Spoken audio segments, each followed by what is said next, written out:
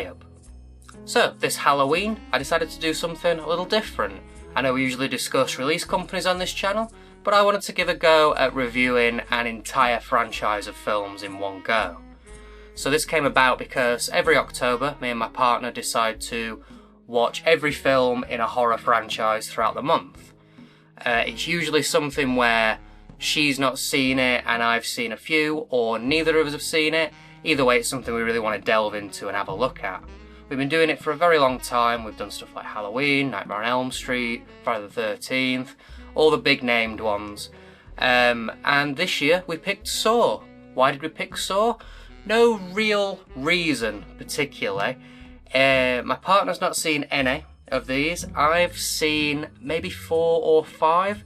It's something we both grew up with a lot of buzz being around. We were at school when the first few were coming out and people were talking about it quite a lot. So there's a little bit of experience there, some expectations, but it's not something we've ever really watched a lot of, and I haven't seen them in years. And so for this video, I thought, why not take what we usually do throughout October and make a little video about it, and then I can discuss with you lot sort of my thoughts on this as a franchise. So my sort of history with Saw is I had a dodgy version of Saw 2 on DVD as a kid that had probably skip out about 10-15 minutes somewhere in the middle, so I've not actually seen the whole thing. I did see 1 and 3 a few years later. I think I've seen 4, and I'm not sure at all if I've seen 5. There's a good chance I haven't. So that's where I sort of dropped off. I remember people at school talking about it all the time. The kills especially were a big talking point for people. And I remember enjoying them as a teenager. So it'd be interesting to see if they've held up. Also be interesting to figure out what the hell's going on with the plot, because it's not something I'm familiar with. And I know that horror franchises in particular tend to really get convoluted the more films get added to the series, so it'll be interesting to try and pick that apart. So for this video, I'm going to be discussing the 10 Saw films that are currently available, from Saw to Saw X. I know that there is another film in production for next year, Saw 11, but you know what, 10's enough. I think 10 will be fine for this video. I'm not going to wait a year to check out the new one.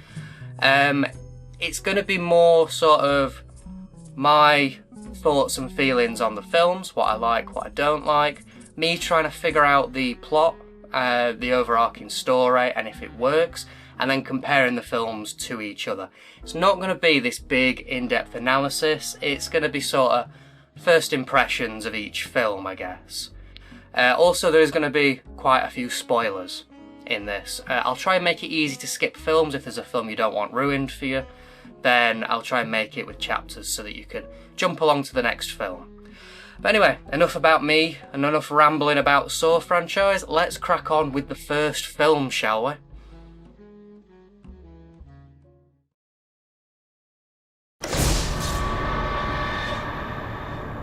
Hello, Dr. Gordon. I want to play a game. Saw is a 2004 horror film from James Wan, based off of his short film of the same name from the year prior. The film stars Lee Wannell, who also co-wrote, Cary Elwes, Danny Glover and Tobin Bell. The film is centred around 2 men trapped in a room, both chained to a wall. One must kill the other before the time is up in order to save his family.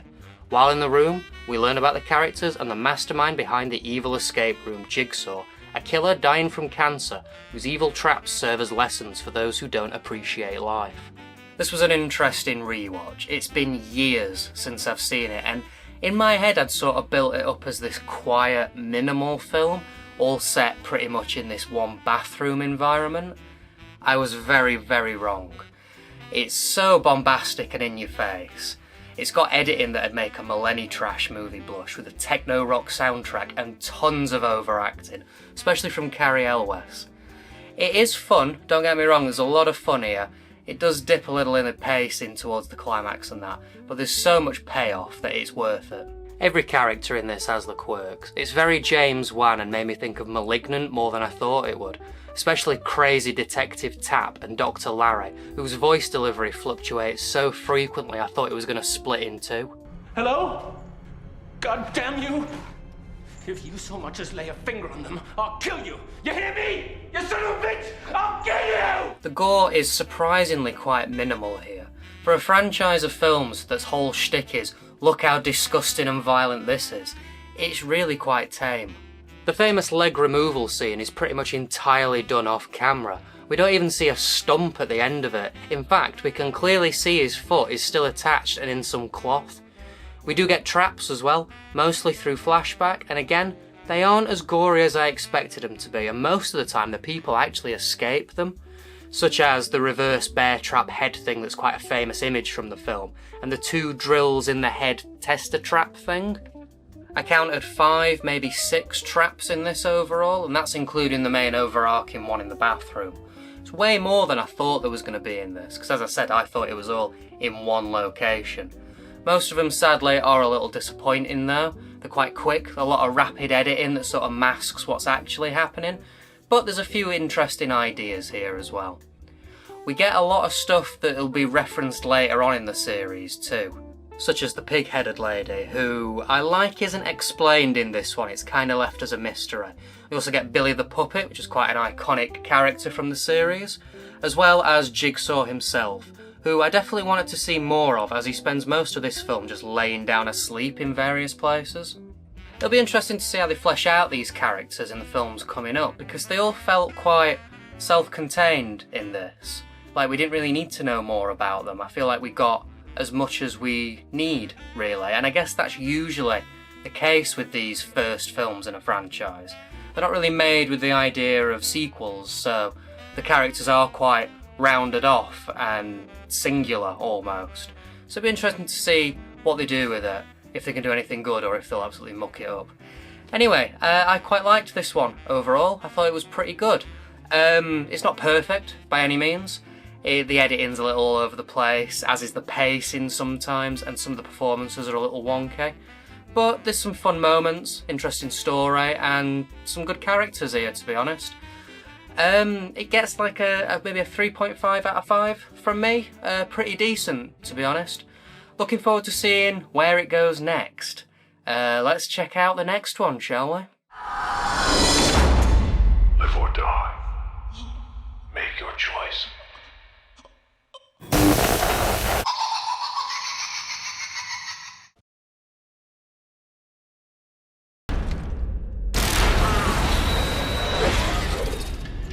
I want to play a game.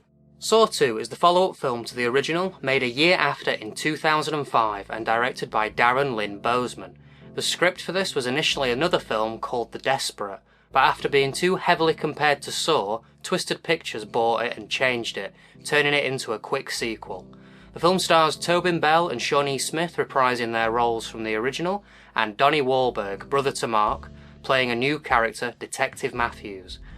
After a great cold open with the key behind the eye trap, Detective Matthews comes in to investigate, tracking down Jigsaw with a SWAT team. Turns out though that Jigsaw has a trap already in motion, and it involves the detective's son and a group of others trying to find antidotes for the poison they've been given. So now Detective Matthews has to play into Jigsaw's game to save his son. This film sort of created the formula that the other films will follow, at least the next few as far as I can remember anyway, sort of moving from trap to trap. It's fun, don't get me wrong, but it definitely ups the Millennium trash with budget feel that the other film had. The editing is just as all over the place, if not more, and the angst has been raised, especially with some of the character types. They're all stereotypes and they all feel like the writer thought they were edgy and cool. The music's still up to 11, this time with more metal music in there, and it's all washed out with this green and piss yellow tint, which is so of its time. Sadly as well, the ending section, it comprises mostly of this is what we're trying to do, this is what we're trying to do, quickly edited together, reusing footage, and it just feels so forced. I counted 5 traps in this. I'm not counting the stairs trap that slams into the guy's leg. It's just a bit too quick and there's no real setup or payoff for it, it just sort of happens. So I'm not really counting that. It'd be like counting a bear trap that's just in the woods at some point or something like that. The traps are pretty decent. The key behind the eye, as I mentioned earlier, and the pit full of needles always sticks with me, no pun intended. The gore isn't too bad, it's definitely upped from the first, and it's not too filled with CG yet, which is nice. We'll see how that goes. The deaths feel mostly inventive as well.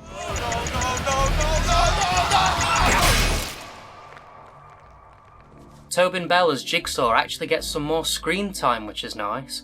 Unfortunately though, Jigsaw's character isn't really added to here. It's a lot more of the same, talking about cancer, being in pain, and also talking about how people don't appreciate life as much. It's a shame, I thought they'd do a little bit more with him. But it is nice to see Tobin Bell get a bit more screen time and not just be unconscious on the floor for the entire film. Even though, for most of his screen time, he is just chewing off the detective's ear, waxing lyrical like he's just read Dawkins for the first time, or completed Postal 2. Was the era, I guess. This film's real revelation comes from Smith's character Angela, where we find out she's been working with Jigsaw all along, and she's actually the pig-masked lady. I've got no idea what is going on with her hair though. It keeps changing and it looks ridiculous for most of the film. It is a very 2005 style though. This was the one I had on DVD as a kid. As I mentioned earlier as well, it was a dodgy copy that had a tendency to skip depending on what mood it was in. So I don't think I ever really sat and watched the whole thing through. So this viewing was quite nice actually. I got to actually watch the film as it was intended. Quite nostalgic really, I guess. Overall, with this one, it's not a perfect film, but it is super fun. It's very fun. It kind of gives you what you want from a Saw film. It's gory, it's got silly over-the-top characters, it's grimy, and fast-paced, and it does its job. Very 2000s feeling as well, which is kind of what I want from these films. I feel like the stuff that it added plot-wise as well, it doesn't detract too much from the first film. Again, the mystery of the pig-headed woman was nice to have that mystery there, but they were going to tell us eventually. I'm surprised they tell us this early on in the series, to be honest. The stuff they do with Jigsaw, it's not really enough to warrant being annoyed by it or anything like that. It doesn't ruin his character or anything. Yeah, not too bad. I'd give it a 3 out of 5, this film. So, let's keep the good films coming, shall we? Oh, yes. There will be blood.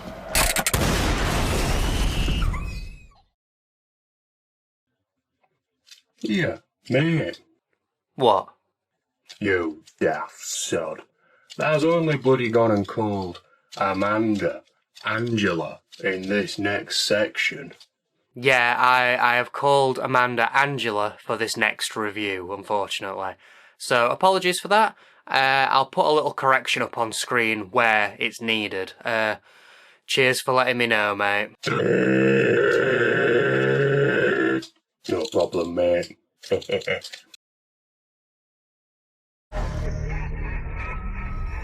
Live or die. Make your choice. Saw 3 is again directed by Boseman, 1 year later in 2006. Most of the cast of the previous film return to reprise their roles. Tobin Bell, Shawnee Smith, Donnie Wahlberg, Lee Wannell, they all come back and are joined this time by Angus McFadden playing Jeff and Bahar Sumek playing Lynn. The film starts where the last left off, with our surviving characters, Donnie Wahlberg's character and Dina Meyer's character, and they get killed off in seemingly unfair ways. So they got and pulled an Alien 3 on us. We then follow Angela and John. I don't think I mentioned before actually, Jigsaw's real name is John Kramer. Anyway, John is laid up in bed dying from his cancer, and Angela is running the games for him. They kidnap Lynn, who's a doctor, and force her to operate on John's brain by trapping her up.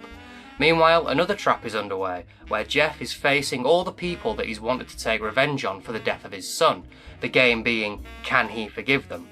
Spoilers time here, Angela has been murdering people, which is obviously against John's rules. She also hates Lynn because John likes her or something, I don't know, that bit just sounds like some school playground bullshit.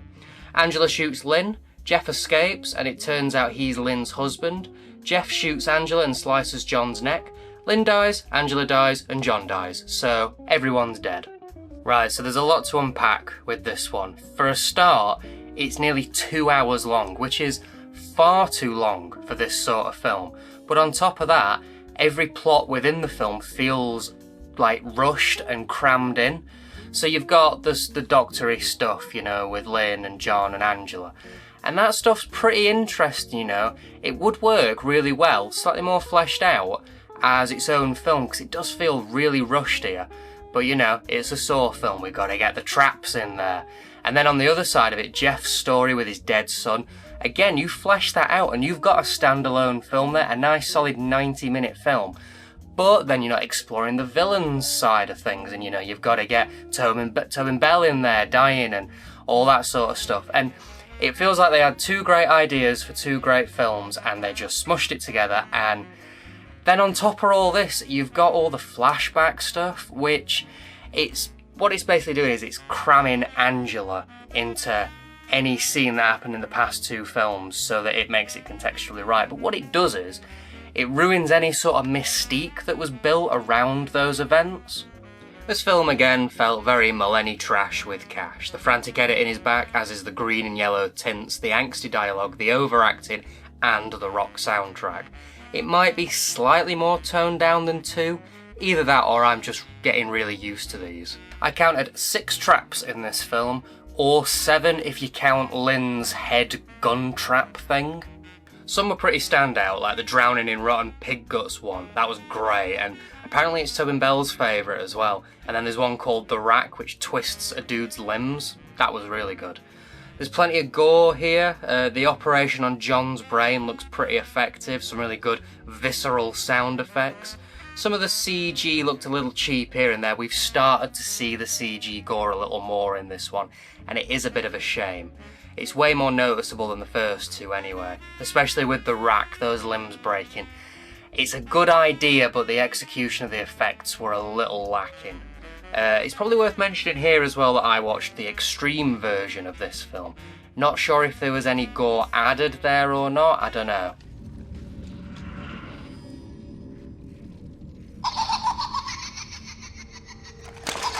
The acting, for the most part, seems a lot better than the previous two films here. Although I'm not a fan of what they did to Angela's character. She really got on my nerves here. She really got on my nerves. She spends most of her time just screaming and threatening people.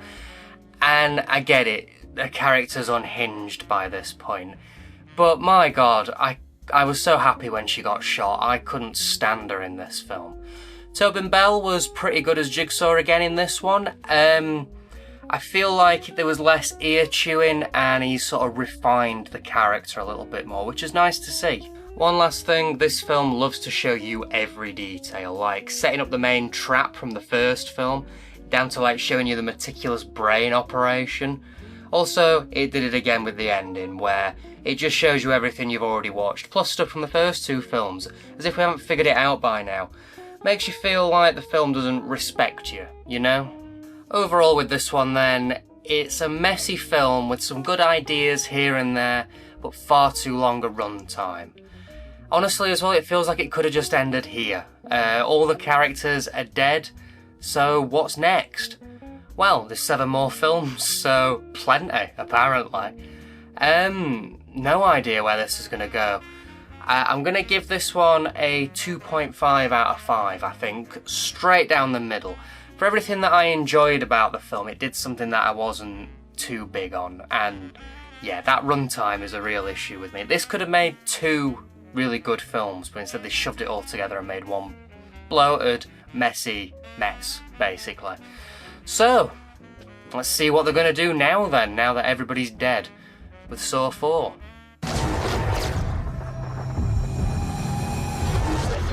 Hello. Do you want to play a game? You think it's over just because I'm dead? It's not over.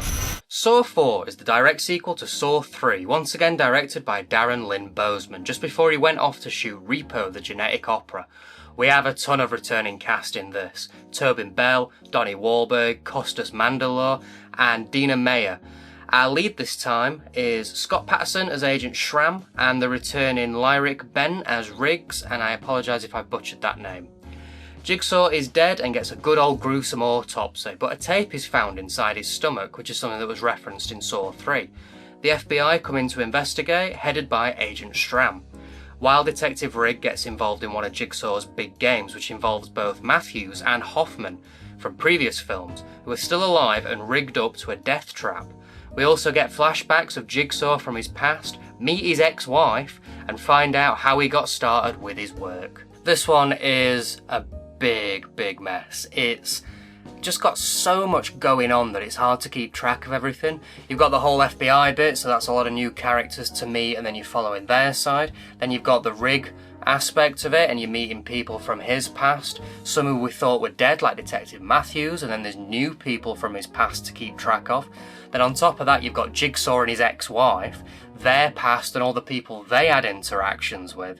And by the end of it, you're just trying to piece it all together, being like, who was that again? And you second guess, is this a new person, or is this, oh no, of course, that's somebody who was in Saw 2 for 30 seconds in the background eating a sandwich. And it's not that it's confusing necessarily, it's just that it throws so much at you that it's really like incoherent almost. The evolution of John is quite interesting. We see how he was in his past with his ex-wife, who looks about half his age, as they don't really do anything to make him look younger in his past, he just looks the same. It's not the best. I did really like seeing the first trap that he ever did though, that was quite fun. Looking forward to seeing what they do with this for the next 6 films, seeing as he's dead and all, and he's been autopsied now. Speaking of dead, Amanda's gone, barely mentioned and very dead, as is Donnie Wahlberg's character Matthews, and he has a great death scene in this. I counted 6 traps in this one, and they really vary. Some of them are super dumb, and some of them are not too bad. The main big trap with Matthews and Hoffman involved is pretty good, but then the one with the overweight molester just seems really silly. And then you've got the human Kaplunk, and that one was just a bit boring really. The quality is really all over the place. The best gore in the film was probably the autopsy bit. It was a pretty effective and visceral scene, to be honest, and a great way to start the film. Probably worth mentioning once again, I watched the Extreme Edition for this film. I've mentioned a few times now about how the editing in this series is just over the top and insane. Well, this one pushes it to new heights. It is so extreme, it's crazy. Some of the scene transitions will just have you wondering where the hell you are. Like, you have to get your sea legs back after you've moved, like, scenes, and it moves around that frequently that it is very disorientating to watch. I did find out after the fact, though, that these transitions are actually done practically. They're done with movable sets and stuff, and you know what, it gives me a little bit more of an appreciation for them. But this film is so messily made that it just adds to the confusion of it all, and there may be a little too much in this. The angst is down, but the melodrama is way up in this one. Any scene with John and his ex-wife, and it's like watching a daytime movie. The FBI agents as well, new to this film, and I didn't care for them really. Whenever they're solving Jigsaw's riddles, they're just very blunt, very aggressive, and they're just not that fun to watch. Didn't really care for them. The music's a little tamer, it's a little more theatrical this time. It's not as in-your-face metal, it's more strings and orchestral. The contrast is way over the top, and it just looks super cheap and contrasty. It's not great. And also the audio is really badly mixed as well. I could barely hear the dialogue most of the time. The big reveal at the end then, big spoilers time here, is that Hoffman is Jigsaw's next number 2 and was setting up the traps throughout this film and wasn't actually in any danger. So I guess he's going to be the guy moving forward then. It just sort of shoved it in at the end, so it's hard to really have an opinion on it yet. Hopefully they do something good with him though. What do I reckon to how this film treats the franchise's story so far then? Well, I don't feel like this was needed at all, to be honest. I didn't need to see this much of John's backstory, and the formula is getting a little tired, as were the trap ideas. It felt like a filler episode of a TV show, I guess, where you're only watching it just in case something important is mentioned slightly, but you're hoping that next week's episode is actually going to have more meat to it. Overall then, this was another one of these that just felt like a big mess. It's too frantic and over the top with too many things going on, and it didn't really add much to the overarching story, to be honest. Yeah, I'd give this one a 1.5 out of 5. So far it's the worst one of the series for me. This might well have been where I dipped out as well, and if I did as a teenager, I can see why, but I'll find out next time when I check out this next film, if I've seen it before or not, because you never know, you never do know. Hopefully as well, we're up for something a little different with this next one. My work will continue.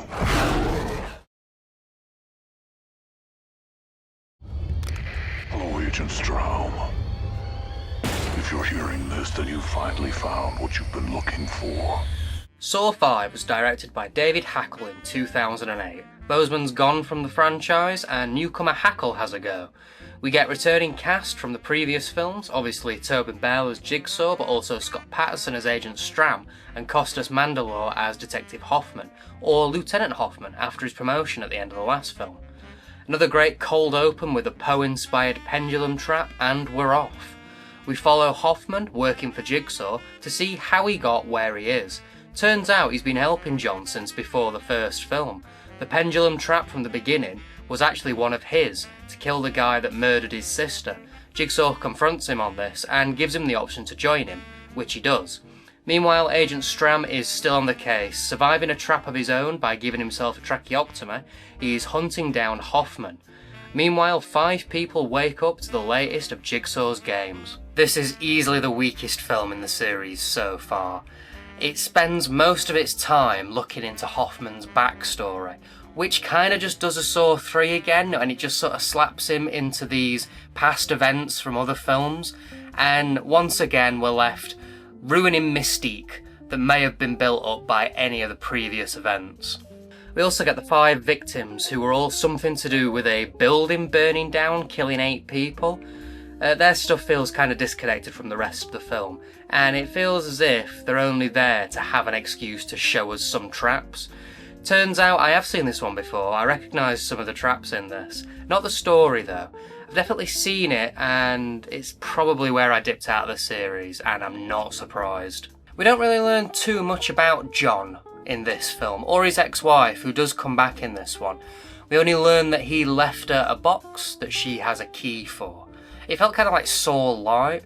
Not much Jigsaw, not much gore, and instead we're just focusing on Hoffman and Stramm, who are 2 characters that I do not give a shit about at all. Especially Hoffman. I find him so uninteresting. He is not good enough to be the next Jigsaw. Traps wise, I counted 7, but this is definitely up for debate. I didn't include the use of the repeated barbed wire trap from Saw 1, and I didn't include the shotgun one John uses on Hoffman, as it was never a loaded gun, and really when you look at it, it's just a gun strapped to a dude. The best traps were the opening pendulum one, that was great, and technically though it isn't even a Jigsaw trap, and the one where they need to fill up 10-pint jar with blood. Some nice hand slicing in that one. The rest were pretty dull really. The head cutting one was super dumb, the explosion one was boring, and the bath one was just sort of so-so. Didn't really leave an impression on me or anything like that. As I said, a lot of these were pretty light on the blood and gore really, which is strange being that it's the main thing that they're marketing, especially at this point in time. Probably worth mentioning again, I watched another one of the extreme versions for this, and well, it wasn't that extreme. What floor are you going to? As with most of the films in this series so far, there's a ton of overacting and it's very silly. Stramm, especially, because he gives himself a tracheotomy at the beginning. For the rest of the film he just talks in a weird voice. And then you've got the 5 who are in the big trap together, specifically the British journalist, who every line he says is ridiculous, but you know what, I did get some chuckles out of him. This film as well is a lot less frantic, I guess, than the previous films. It's way more toned down. I knew it was going to start happening at some point. We're in 2008 now, so sensibilities for how to make a film are changing somewhat, and this is definitely the first one where I've really noticed it. The editing is a lot less, the music's calmer until the ending reveal where the big bombastic usual piece plays.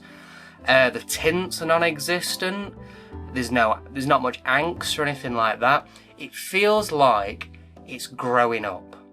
and that might not be for the best because it was super boring and lifeless. So the big ending reveal to this one is the squishing of Stram and the escape of Hoffman, who's now pinned everything on Stram, so they're going to think that he was the Jigsaw killer or the next Jigsaw killer, and Hoffman gets away scot-free. Fine. It's not as big or as interesting as any of the other films particularly.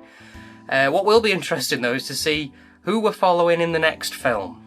This series loves to kill its characters off, and that's something that I appreciate. It's not scared to kill off its characters. But it's funny because it does then feel like in the next one, they're scrambling to try and figure out what to do next. So for this one, I'm just going to give it a 1 out of 5, straight off the bat. It's just not great. I found it boring and dull. It didn't really add anything. The characters aren't great. And it just felt like a massive step backwards, to be honest. It just felt a bit lifeless, and I know I've said it for the past few, but this one is hands down the worst one yet of the franchise. So I am officially halfway through the Saw franchise now. I've seen the first 5, got 5 more to go. So you know what? I think it's time to have a little catch up. Have you learned enough to trust me?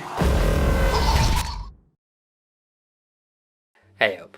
So we've rattled off the first 5 Saw movies, and now's probably a good time just to sort of decompress. Figure out what this series has been doing, how I'm feeling about it, and just have a little chill out for a little minute. I think straight off the bat I'm surprised that there's been more good than bad in this first half. Sure, 4 and 5 aren't great films, in fact they're terrible, but 1 to 3 aren't too bad, and 3 is looking a lot better with these more recent films. It's still down the middle for me, it still does as much good as it does bad, but 3 is one of the better ones so far for sure. But it's interesting, I guess, because the main killer is half dead in 3 and completely dead at the beginning of 4. And you can kind of feel it throughout these last few films. It's almost like they've been treading water, trying to figure out what to do because the main guy's dead. What do we do? How do we bring him back? How do we have as much Tobin Bell in these films as we possibly can? They're also way sillier than I was expecting as well. Way sillier. Over the top, millennial trash editing and stuff, and you might think that's strange that I am surprised by the editing in these films. I had genuinely forgotten that these films were like this. Like, I haven't seen any of these since, it will have been since Saw 5 became available to download, like to torrent or something. I definitely didn't watch it legally when it came out. So I haven't seen them in way over 10 years by this point. Well, since 2000 and probably 2008, 2009. So I'd completely forgotten. So it was a big surprise with just how campy and trashy feeling a lot of these films are. But I do think we're going to be seeing a lot less of that in this next half. I feel like we've sort of got that over and done with, because we're up to 2008 at this point. And by the time we get into the 2010s, I genuinely think that they're going to be a lot calmer. The sensibilities for filmmaking have changed quite a lot, you know. By 2010 especially, I'm trying to think like what like your Paranormal Activities and your slower things were coming out around this sort of time. Taking your time, less bombastic pacing and things like that. So we're definitely going to see a shift. We've already started to see a shift. 5 was definitely a different feeling film to the previous 4. So that'll be interesting to see happen. But you got to think as well, back then, they were pumping these out one a year, every year around Halloween. Like, they've got to be getting fatigued by this point. And you know what? I'm not going to lie, you can feel it. You can feel the fatigue in this. Though, as I said, they're already treading water. What are you saying? What are you saying, eh? Yeah, one a year, and that can't be good for a series. And I'm pretty sure they kept doing that up until 7. I think 7 was the last of the yearly releases, and then they took a break, and then 8 came out a bit later. So we've got 2 more of these where they're just churning them out, so I'm not too optimistic about the quality of these next 2, let's say. You've got to think as well, I'm watching these pretty close together. I've been seeing 2 of these a week on average at this point, maybe even 3 a week. I've been churning these out, and I'm not gonna lie, the formula, the traps, they're all getting a bit boring. They're all getting a bit samey. There's only so many times you can strap a piece of metal with a gun on it to a guy's head and be like, you've got 5 seconds to get out of it, before it all just blurs together and I'm just like fed up, you know? But I'll persist, I'll keep going. I mean, I'm not going to stop watching them at any point. And hopefully my enjoyment will pick up a little bit. But as I said, I'm not optimistic about the next 2. The last 3 interest me somewhat. So, yeah, we'll have to see. We'll have to see how it changes. Hope you've enjoyed this little calm break, and let's get back to the films, shall we?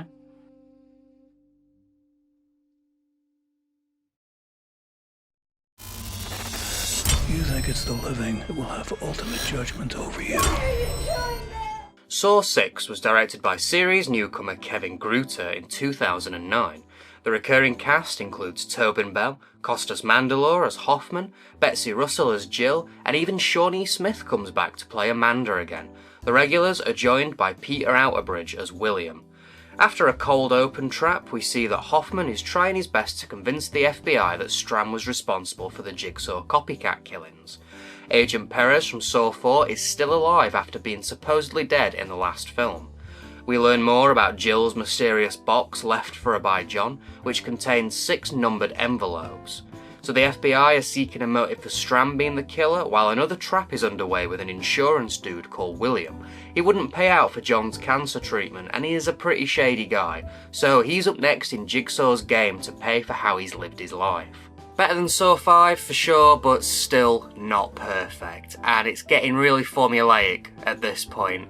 There's the main trap happening in the background, and then you've got the FBI hunting down whoever's the suspect. This episode, I'm going to say this episode, because it does feel like TV at this point. And then you've got the flashbacks with the killers to see how they got to where they are. In this one, we do get to see Hoffman, Amanda, and John all interacting, setting up traps and stuff like that, and once again ruining any mystery that we might have had. I counted 6 traps in this film, not including the reference to the rack trap and the reuse of the glass box one from the end of Saw 5.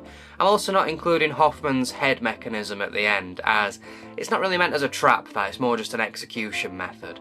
Weirdly, in this one, outside of the cold open trap, it takes a good 25 minutes to see another one, which by this point you'd think they'd just be shoving them down your throat.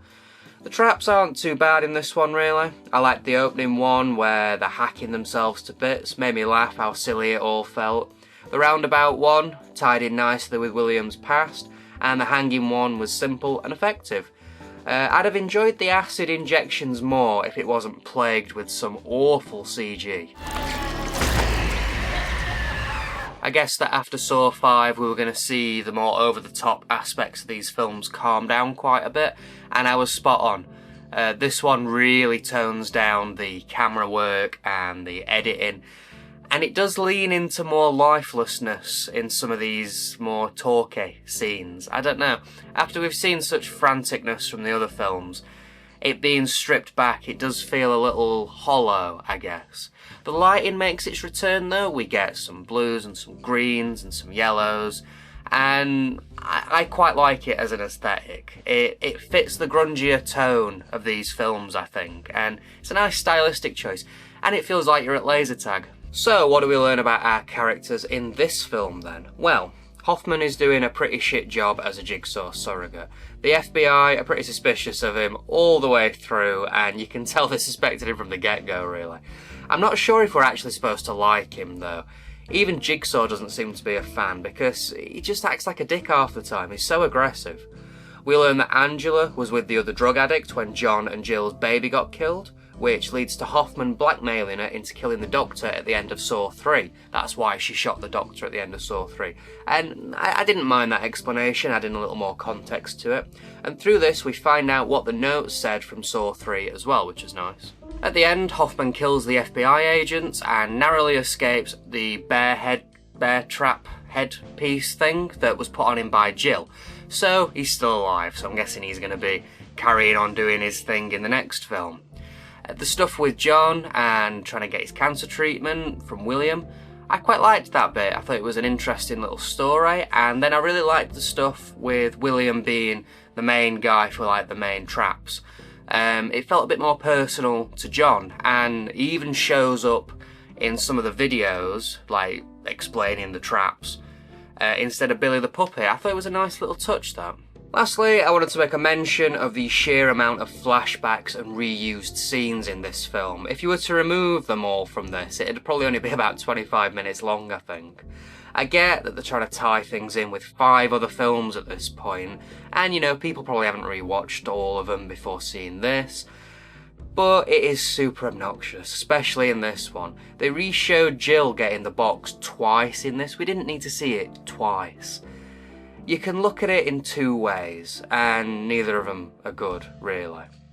Either they think the audience are complete idiots who can't remember anything about the plot, which is a pretty basic plot, to be honest. These films don't really add much, they only add snippets at a time.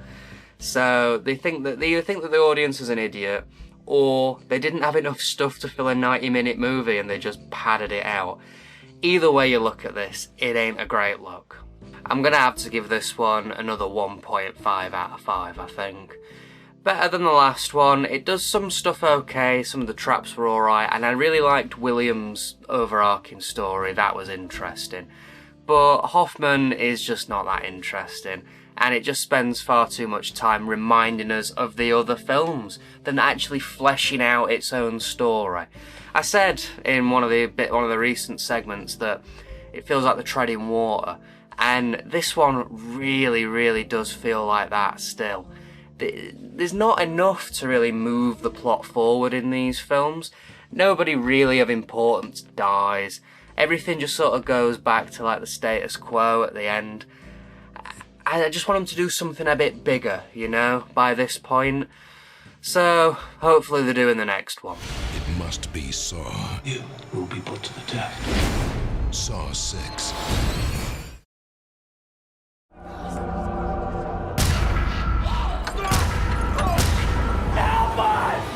Saw 3D, the final chapter, is the 7th instalment in the Saw franchise and is also directed by Kevin Grutter in 2010. We get the usuals returning and a few surprise returns too. Obviously Tobin Bell, Costas Mandylor and Betsy Russell return, but we also get Carrie Elwes returning as Dr. Gordon. These are joined by Sean Patrick Flannery as Bobby and Chad Donella as Gibson. After a brief flashback to Dr. Gordon at the end of the first Saw movie, we start our second cold open with a trap in public involving a love triangle. Not a terrible opening, but a little jarring. We then get into the film properly. We see Hoffman surviving the trap he was put in by Jill and running away. Gibson, a previous partner of Hoffman, is on the case though, tracking him down with a team.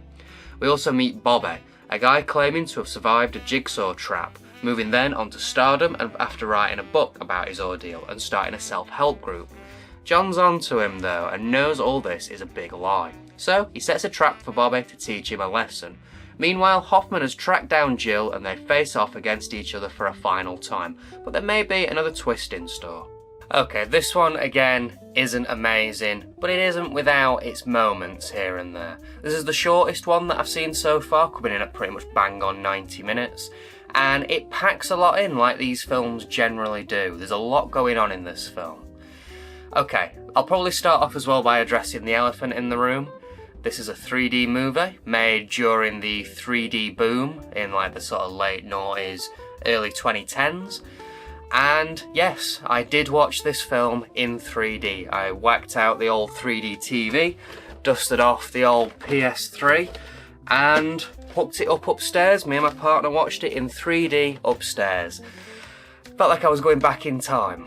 And the 3D is as the 3D always was. Gimmicky, cheap, and not really necessary for the actual film itself. It makes use of the 3D quite heavily in the first section, like the first half of the film. You know, you get saws in the face, and you get needle and thread, and nondescript guts flying at you, but by the end, they just sort of give up on it, because they're too busy trying to tell a story, you see. And I kind of forgot I was watching a 3D film, apart from the mild headache that I was getting. I'm glad I did watch it in 3D though. I always find that these films, Final Destination 3D, Texas Chainsaw 3D, I feel like they all do the same thing, where when you end up watching them in 2D, they just look kind of pathetic and sort of cheap and miserable. At least when you are engaging with the 3D, there are things coming out at you, and it is working as intended. It doesn't lessen the cheapness in any way, but it's probably a bit more of an enjoyable watch. I counted 9 traps in this, but this is up for debate. I'm not including Jill's dream trap with the blade on rails, or Jill wearing the bear trap headpiece at the end, kind of like Hoffman did. I didn't count that one either, as it's not really a trap, it's just an execution method. I'm also not going to be counting the end bit with Hoffman, that I'll get into later, or any of the referencey bits, like Dr. Gordon, or the clip of Sydney cutting her arm off, because we've seen those and they're just sort of referenced. I am going to include the quick one of the 2 people over the fans trap though, as that was a new trap, we've not seen that one before. And we do see all of it, albeit a little briefly. There are some good ones in this as well. I liked the opening public trap, something a little different. It is a bit weird that it's in public, as it kind of goes against Jigsaw's stuff, but then again, it's probably Hoffman who set it up, and he's a bit of a dick, so it kind of fits with that one. Also, I don't really know why they've targeted these 3 kids. It just seems like a bit daft, really. The one with the fish hooks was pretty brutal, but she kind of had that one coming, because her screaming was so annoying. She could have just shut up. Same for the eye stabber one as well. I feel like that could have been avoided easily, but it's a nice premise and some good gore at the end of it. I also really liked that Jigsaw set up the trap that Bobby had claimed to have gone through. Very satisfying. Yeah, I was pretty impressed with most of these. They were fun, and it definitely has the most traps in it yet. Got to make use of that 3D, I guess. It's a shame about the CG in a lot of these, though. It does lessen the experience somewhat. This was another extreme version that I watched as well.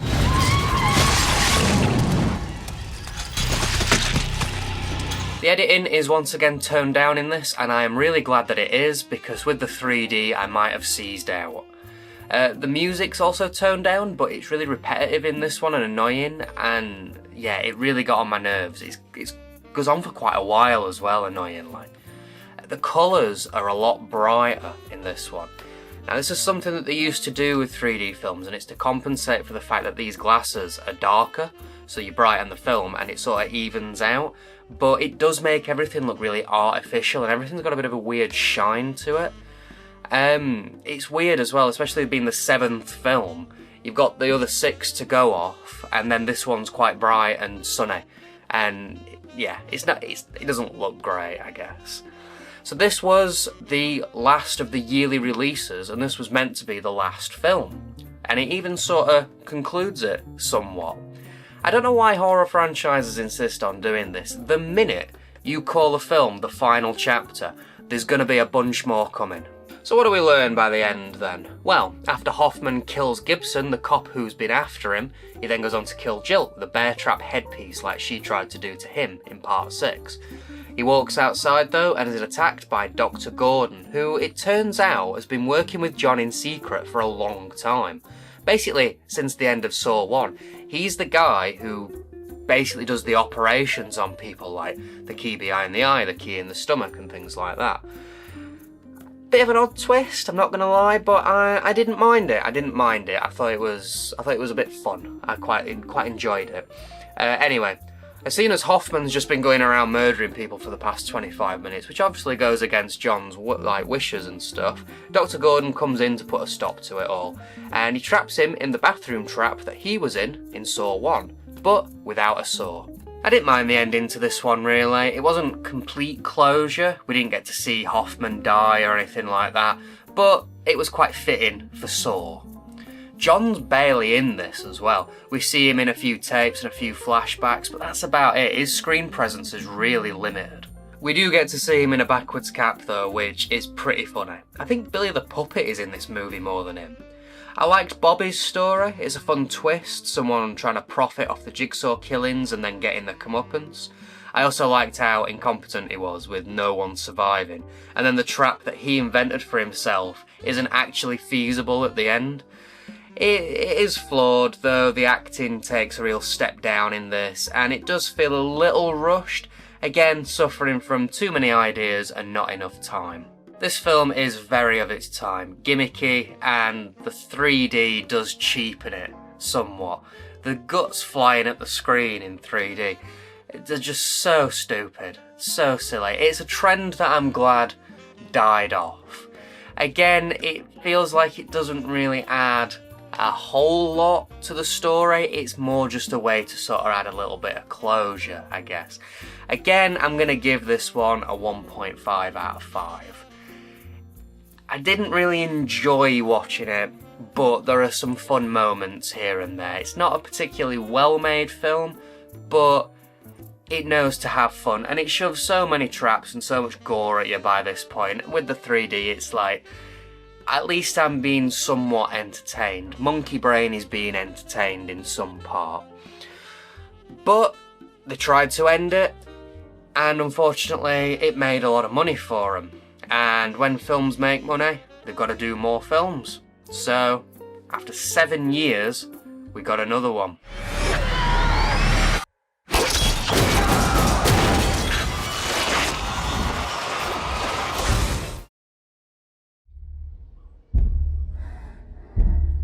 Now the game's simple.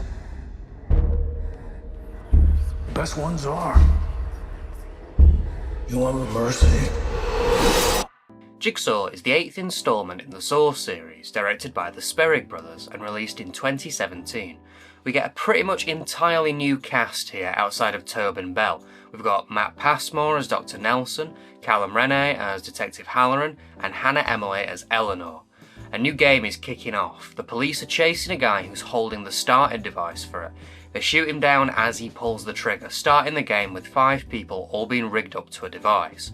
So now the 5 are trying to survive a new trap while the police and 2 pathologists are trying to figure out who's behind it all. Detective Halloran becomes suspicious of one of the pathologists though, as they seem to be somewhat obsessed with the Jigsaw killings. This one's a pretty messy film. It's quite stripped back, mainly just jumping between the trap and the investigation and not really doing any flashbacks or any lore building or anything like that. And I did always think that chilling out with the busyness might help these films, but it really doesn't in this case. It just feels lifeless and tired, despite giving us new characters and stories. I counted 6 traps in this one. I am including the shotgun one as it has a bit of a twist with it shooting backwards. The traps all seemed a little too convoluted for their own good here. Like, pull a lever to cut your leg off, which will stop 2 people drowning in grain and knives falling on them. Or, to stop everyone being hung, confess to something you did and then look at antidotes to a poison you've been given and look for a relevant number and inject yourself and everyone else will live. Like, half of that trap would have sufficed. Yeah, I didn't really like what this film had to offer traps wise here. And unfortunately a lot of the gore is butchered with cheap CG.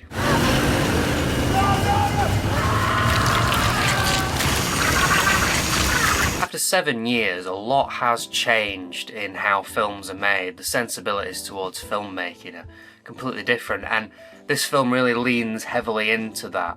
Like, Gone are the grotty, grimy environments. Gone is the quick, crazy editing.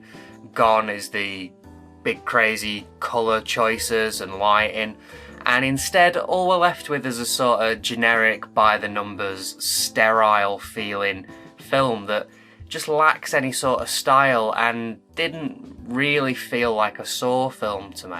It's like it just ignored the sort of styles that had been built up over the past 7 films.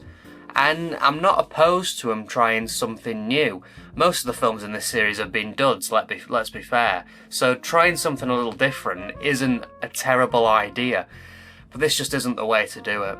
I hated the characters as well. They're all awful people and I just didn't want to spend any time with any of them. And the people involved in the trap are just really stupid. The girl from the trap I mentioned earlier where she needs to inject herself, she actually figured out which one was the right needle and then proceeds to just scream for ages, which puts everyone in danger, and then one of the guys just sticks her with all the needles, meaning that she dies from some of the ones that have got acid in them. She knew which one it was. That could have easily been avoided, and that is not an isolated incident. A lot of the traps made me feel that way. I spent a lot of this film either being annoyed with characters or laughing in disbelief at the decisions. Okay, it's time to get into some spoilers and some big twists and reveals at the end of this film. And I feel like I might have got quite a bit to say about this one. So we see that John is behind the trap with 5 people, making us think that he's still alive somehow. Fair enough, I mean, I knew that wouldn't be the case, but nice try, I guess. Turns out that the pathologist Nelson was recreating one of John's first traps. We were watching the original one play out, but he was doing his own version in the present, which we don't see. All we see is the bodies and the aftermath, which are the bodies that the detectives and pathologists keep finding. He was part of the original trap, you see, Nelson. There's a dude who dies right at the beginning. Doesn't actually die, it is all off screen. He was actually rescued by John and then was working with him from the start. We're talking from before Saw 1. Not sure where he fits in around Dr. Gordon, Hoffman or Angela, but he was there apparently. Also, those 3 characters I just mentioned are never even brought up once. They're never even acknowledged in the whole film, as if they never existed at all. Jigsaw's trapped up Nelson because he was the doctor who accidentally mixed up John's x-rays, meaning that they didn't catch his cancer in time. But for some reason John's forgiven him, realising it was an honest mistake. Don't know why he forgave him at the last second and not when he was putting him in the trap or when he was kidnapping him. I don't know, it seems a bit stupid. Either way, Nelson is now recreating one of John's first traps in order to prove to everybody that he's just as good at being Jigsaw as John was. He's got Detective Halloran, yes, god damn, I need to remember these names. He's got Detective Halloran rigged up to a trap where he makes him confess all the wrongdoings that he's done, and then he just kills him. Oh, and the other pathologist, Eleanor, was something to do with this, although it just sort of forgets about her in the last act. I wasn't really a fan of this plot, or the characters. It's saying something when I was actually thinking, oh, it'd be nice if Hoffman or Angela popped back up. Never thought I'd want that. I acted like it was going to do something different, showing John alive and all that, but then it just turned into all the other films by the end, and not even in a fun way, but in a sort of stilted, almost knock-off feeling way. These films haven't been anything good, don't get me wrong, but this one really pushed it for me, and I don't feel like it succeeded in any way at all. For me anyway, this was the worst one yet, and it only gets half a star from me. I really, really couldn't stand it.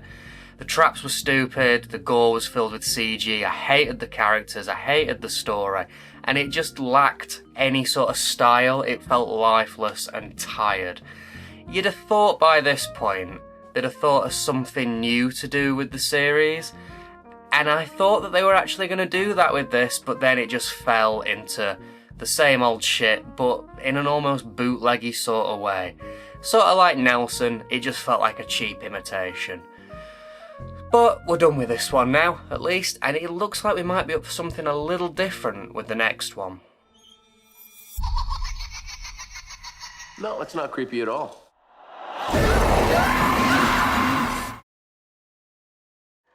Hello, Detective Banks. Do you know where your officers are? Spiral from the Book of Saw is the 9th instalment to the Saw franchise from 2021 and directed by series veteran Darren Lynn Bousman, back again 5 films later to give it another go. No returning cast this time unless you count the photographs of Tobin Bell. Instead we get Chris Rock as Detective Banks, Samuel L. Jackson as Marcus Banks, and Max Minghella as Detective Schenck. The plot follows Detective Banks, a cop who, after ratting out another cop as being dirty, is being shunned by his fellow officers. However, a Jigsaw-style copycat killing has taken place on another officer, so along with his new partner Detective Schenck and his ex-chief of police dad Marcus, he tries to hunt down the new killer before all his fellow officers get added to the kill list. So despite the stupid name, I actually quite enjoyed this one. I had said in the last one that mixing things up and doing something new isn't inherently a bad thing. Jigsaw just didn't do it for me. The changes weren't good enough, and then it just fell back into old tropes. This one though, you've got all new characters. Jigsaw's mentioned a few times, but all the other characters aren't even brought up. And it's got a new style, a new tone, new story. It doesn't bog itself down with all the old lore. And although I was a little apprehensive going in, I was like, well, we saw him try this in the last one, it didn't quite work. I think it did here. I think it had just enough from the original series, just enough taken from that to make it feel like a Saw film. But it added a whole lot of new stuff that all just seemed to work and flow really well, I thought. It was definitely weird having bigger named actors in this one. Chris Rock wasn't too bad. He managed to inject some humour here and there without taking over completely. I wish we'd seen more of Samuel L. Jackson though. He isn't in it a whole lot, but the scenes we do get with him are pretty good. The rest of the cast seem fine as well, to be honest. No big complaints with that really. So I counted 5 traps in this film, which is less than a lot of the other films, but the quality is way up in this one.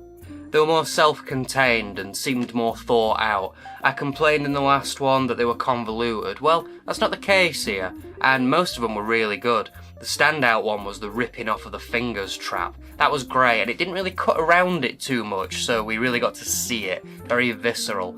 I also liked the opening tongue trap and the glass bottle trap.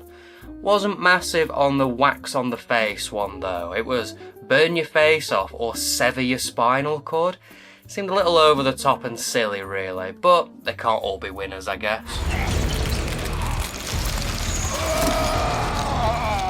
Despite changing things around, the gore is kept very much intact. We don't get too much, we don't get too little either. We get just enough that it really does leave an impression. As for how the film's made as well, we're definitely not in the noughties anymore. Some things do make a return though. The funky colours are back, but instead of being the sort of grungy, where it feels like you're in a club in the originals, in this one it's that sort of neon glow that was very popular in the late 2010s, early 2020s. The fast editing's back, but it's nowhere near as frantic as the originals, but it's definitely here. Outside of this as well, we get a lot of sort of shallow focus, a lot of close-ups. It has its own style, and that's something that the last film just failed on all fronts. It may not feel 100% like the other Saw films, but you know what, at least it's doing something. A few big staples are missing as well. No more Billy the Puppet. He's replaced with a pig cop puppet, which I quite liked. The pig mask's been changed, being a slightly more realistic looking pig. The voice on the tape is very different as well, sounds almost AI, and the image on the tapes is way clearer, definitely shot on digital now, although it does flicker like a tape still. I can see why people might not like these changes, but I didn't mind them really. At least not for just one film, you know? So what do we learn in this one then? Well, it's a difficult one to answer that really, because it's not really tied in with the bigger picture of the other 8 films. It's sort of its own thing. Something that stood out to me though was that they know it's a Jigsaw killing copycat killings because of a spiral graffitied on the walls. Now I don't remember that ever being something that Jigsaw did. I know his calling card used to be removing a jigsaw piece from people's flesh, but I don't ever remember a spiral. The only one I can think of really is Billy the Puppet's spiral on his cheeks. I don't know, maybe I'm just forgetting it. Let me know if I'm wrong. But this is where the film gets its name as well. I don't know. So what we learn then, Detective Banks' new partner, Detective Schenk, is the one doing all the murders. Schenk's dad was killed by the bent cop that Banks dobbed in, and he wants Banks to join him, but Banks ain't having none of it. In the end, Detective Schenk escapes, and wonder if we'll be seeing any more of him in future instalments. I don't mind what it does with its story, to be honest, because it's so far removed from everything else, it doesn't really ruin anything, which means it can be a little freer and a little different with what it's doing. I liked the idea that these copycat killers would keep popping up though after this big infamous Jigsaw killings happened and all that. Because I always think series like this would work really well as an anthology series. I think it for a lot of horror series, to be honest. Sort of like what they wanted to do with Halloween, which is why Halloween 3 is different. But I guess it's too much of a risk for studios, they always do what's safe, and by doing that they end up just bastardising characters and stories that we sort of liked. This sort of thing, it allows for more experimentation as well. And if one doesn't work, the next one might. So, you know, you can have a dud and it doesn't just burn something into a husk, I guess.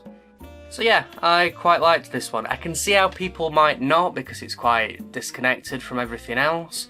But I don't know, I feel like the characters were fun, the story was interesting, and it was the shake-up that I was needing at this point in the series.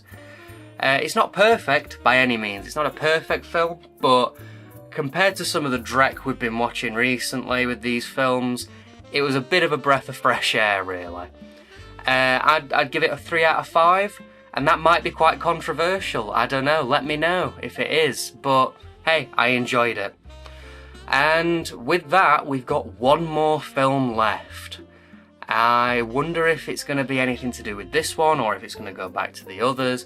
I don't know, I know nothing about the next one, so let's have a look. Jigsaw copycat. This is gonna go sideways fast.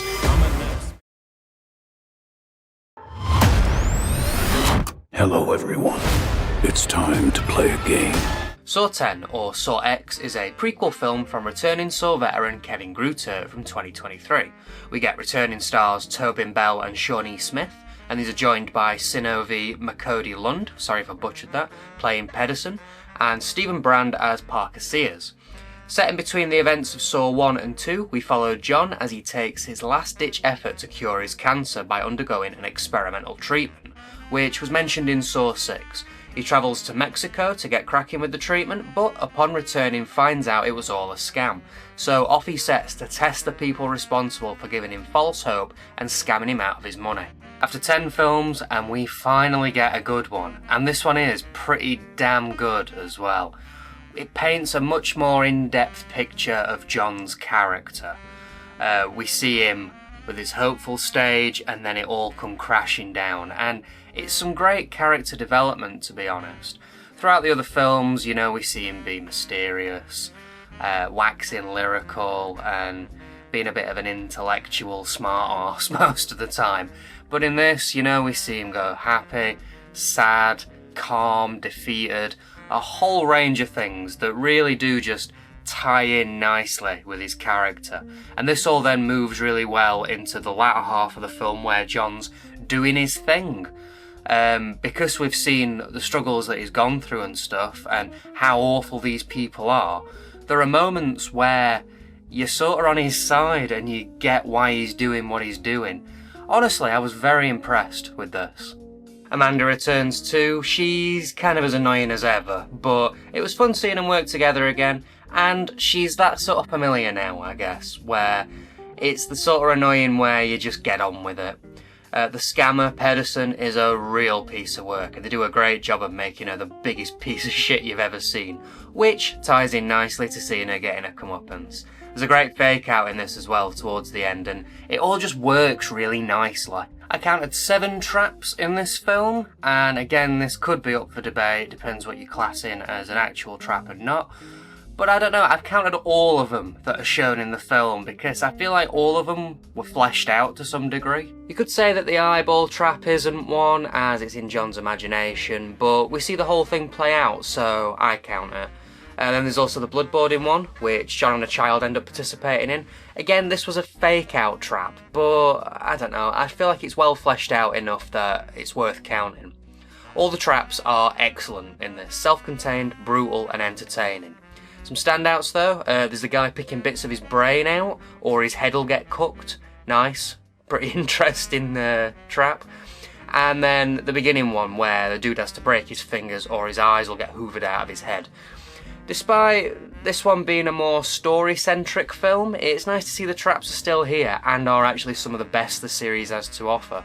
This is also one of the rare entries not to have a cold open trap, which I think works with the opening story beats. It would have been very out of place if they'd have done one. This is a much calmer film than the other ones in the series. The editing takes quite a backseat, allowing scenes time to breathe, which it just works a lot better with the subject matter, especially in that first half. It's very different feeling from the other films. It's matured, I guess, and it works. It works for what this film's offering. I've been singing its praises quite a lot though, but it isn't a perfect film. It can be a little on the nose at times, a little too self-aware for its own good, especially with some of Amanda and Pedersen's dialogue.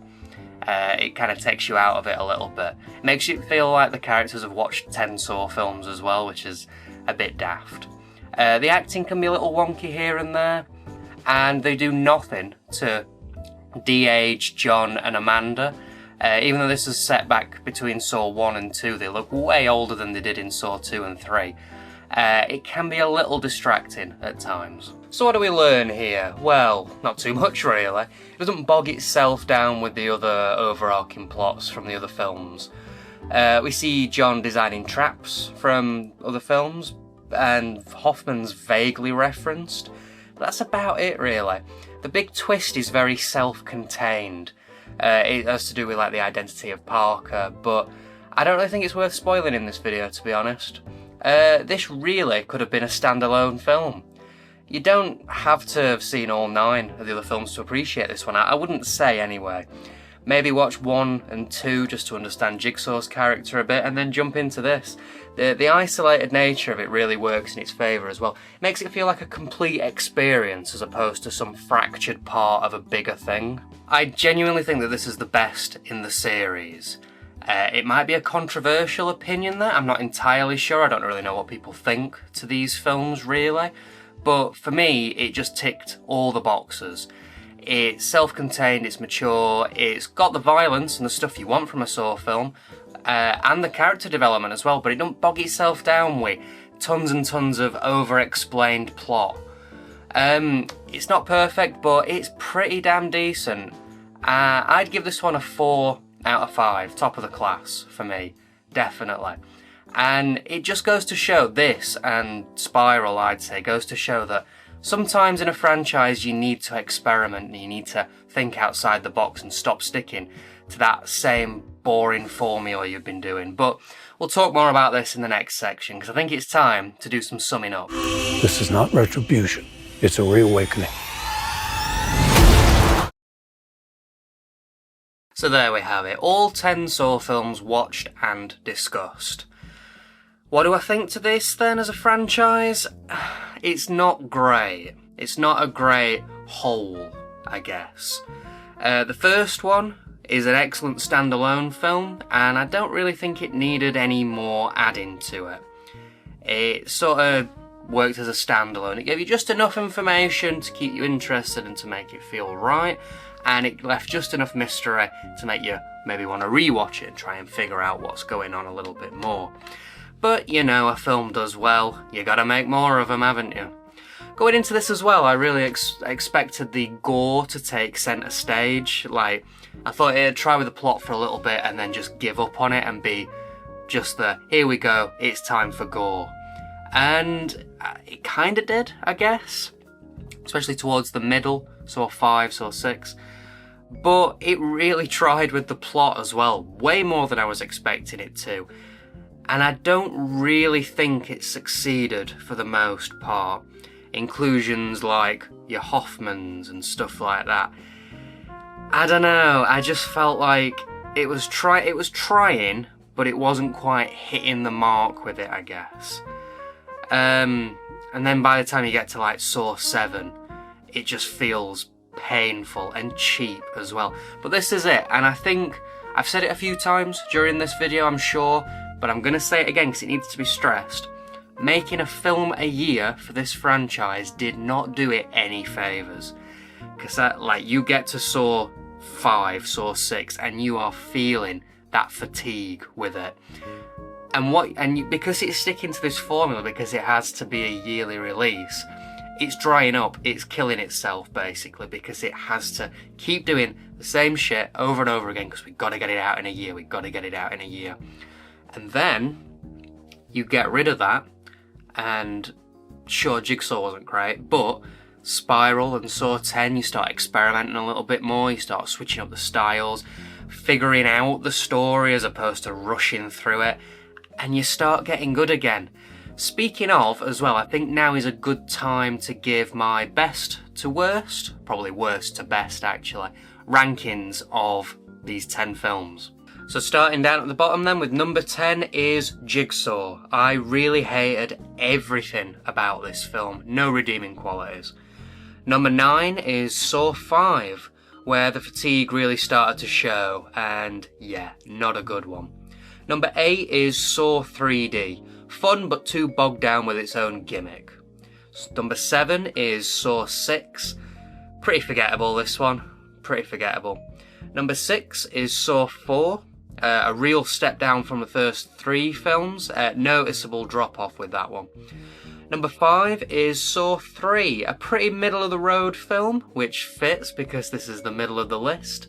Some good moments, some not so great. Number 4 is Spiral from the Book of Saw. Very stupid title, but bit of a breath of fresh air. Really mixing it up and giving us something new for a change. Number 3 is Saw 2, a decent and fun follow-up to the original that I'm quite nostalgic for. Number 2 is Saw, the original. Lots to like with this one, very of its time and a fun watch for sure. And lastly, number 1 for me is Saw X. I can't believe how right they got this. It's a much more mature effort, giving us more Jigsaw in a pretty engaging story, with all the stuff we want from a Saw movie too, and more. This might be a controversial list, I don't know. I'd love to hear your lists in the comments though, because I can imagine this series differs a lot between person to person. I feel like I've been quite negative about this series though so far. There are positives to this. There are good things here. The character of Jigsaw is a great example of that. The sort of balance between self-righteous and insane, that moral grey area that he floats in. It's interesting, and his plight, he's dying, he's trying to teach people the value of life, all that sort of stuff. It works well, and Tobin Bell is pretty damn good as Jigsaw as well. I can see why they were clutching at straws to get him in every film that they could, because he does steal the show whenever he's on screen. The aesthetic is great as well. The pig masks and Billy the Puppet, iconic, they look great.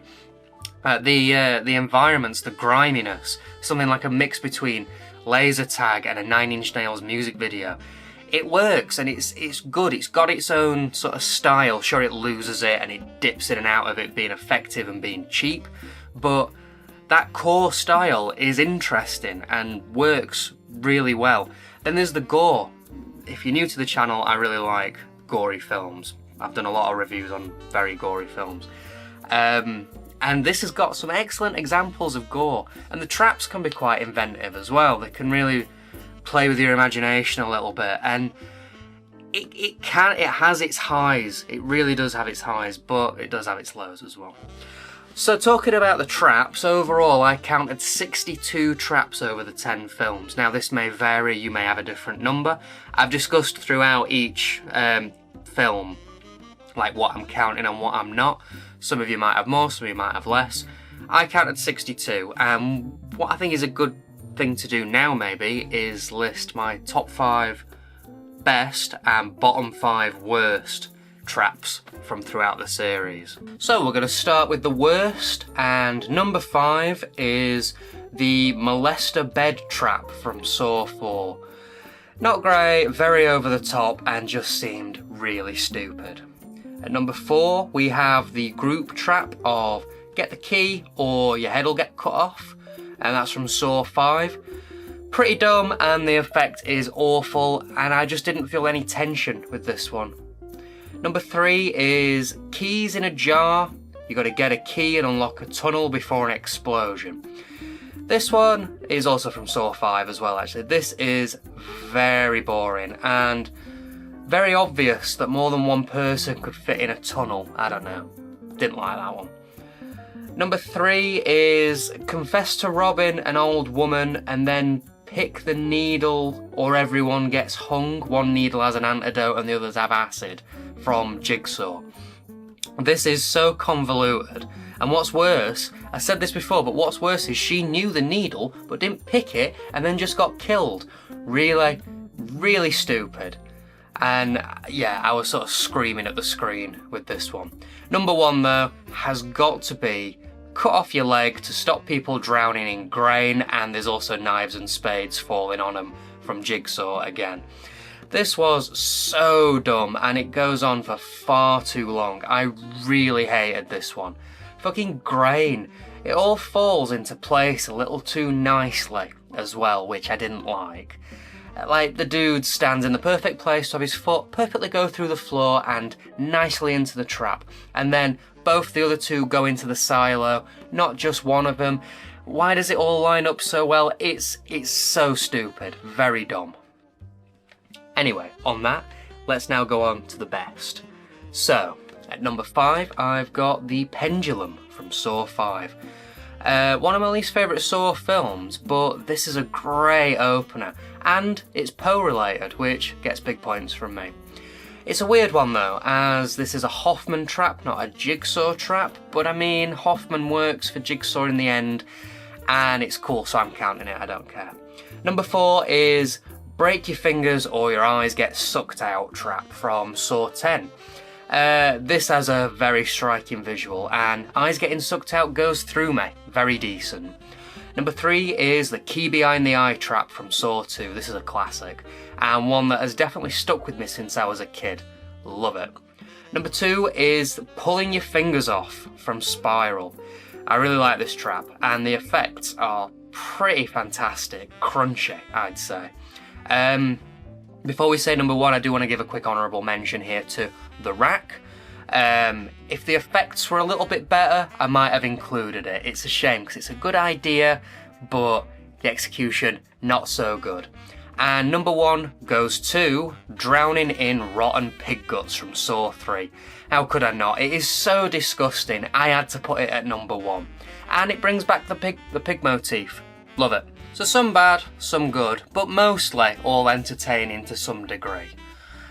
Before we wrap up finally as well, on this channel, if you're new, I don't know, I usually talk about release companies and the physical releases. And I watched all these physically, and now might be a good time just to show you what I used for this review, the versions that I watched. So these are all the vanilla releases, nothing special, no special editions or anything like that.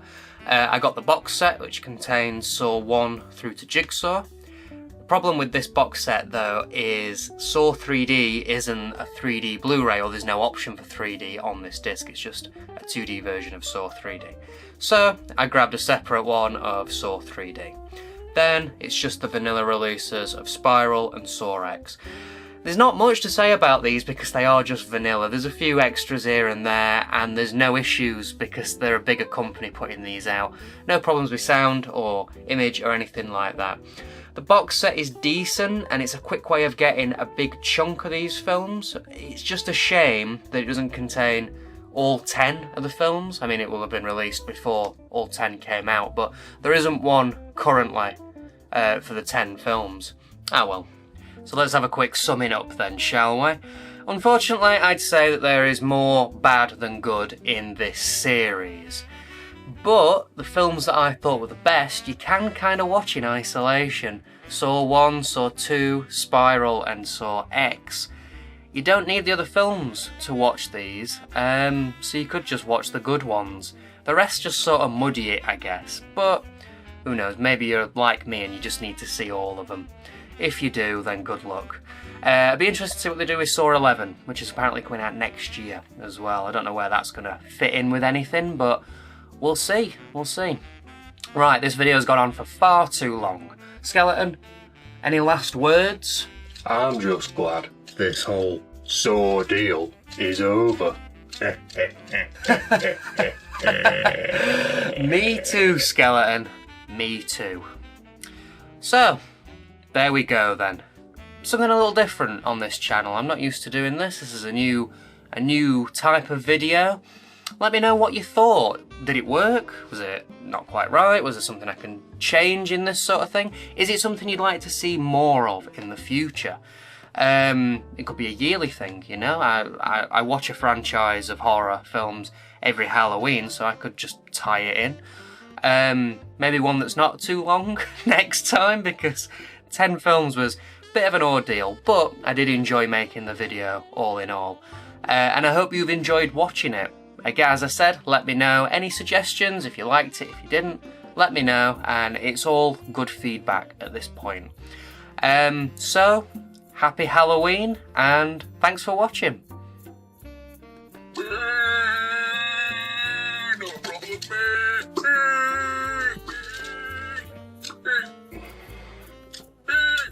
No problem,